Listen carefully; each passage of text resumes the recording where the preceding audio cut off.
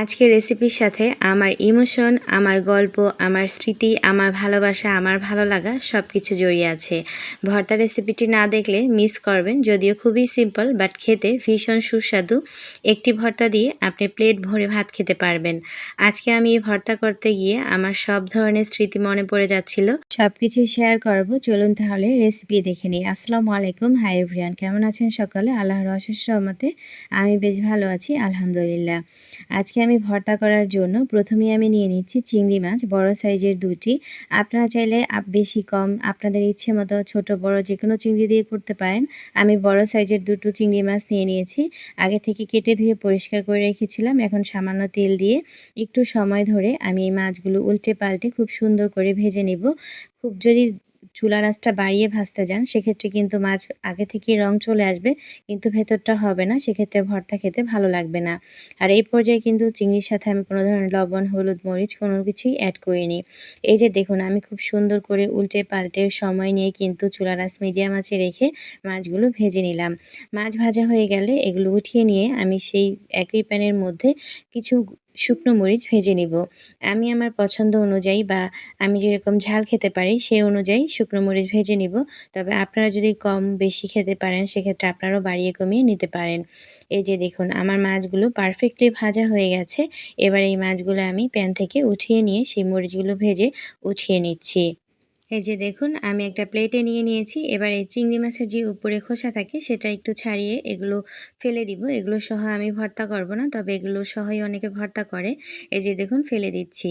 এগুলো ফেলে দিয়ে আমি এবার এই চিংড়ি মাছগুলোকে একটা কেচির সাহায্যে ছোট ছোট টুকরো করে কেটে নিচ্ছি। তবে আপনারা চাইলে শিলপাটায় একটু থেতলে নিতে পারেন। তবে এটা কিন্তু কোনোভাবে মিহি করা যাবে না, তাহলে ভর্তার আসল টেস্টটা পাওয়া যাবে না।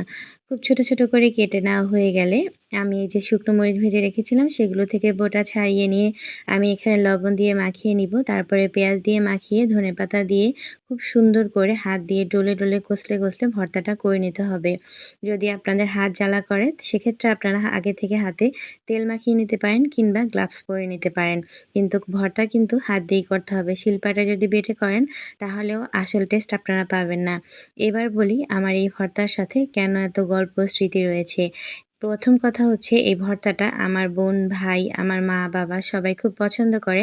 আমার হাসব্যান্ডও খুব পছন্দ করে এবং আমিও খুব পছন্দ করি। তবে আজকে আমার মা, বাবা, ভাই, বোন কেউ নাই। আমি শ্বশুরবাড়িতে, হাসব্যান্ড আর আমি খাবো। তাই সবার কথা খুব মনে পড়ছিল। আর দ্বিতীয়ত হচ্ছে, আমি কয়েক বছর আগে গিয়েছিলাম কক্সবাজারে। আর সেখানে গিয়ে কোনো কিছু খেতে পারছিলাম না। তখন আমি ২ দিন পরে এই ভর্তাটা পেয়ে প্লেট ভরে ভাত খেয়েছিলাম। আরও একটা গল্প রয়েছে, সেটা হচ্ছে ১০ থেকে ১১ বছর আগে আমি একজনকে শ্বশুরবাড়িতে হাতে মেখে এই ভর্তাটা করে খাইয়েছিলাম। সে আজও সেই ভর্তার কথা আমাকে বলে, যেখানে দেখে সেখানেই তার নাকি এটা খুব বেশি ভালো লেগেছিল আর এখনও নাকি মুখে লেগে আছে।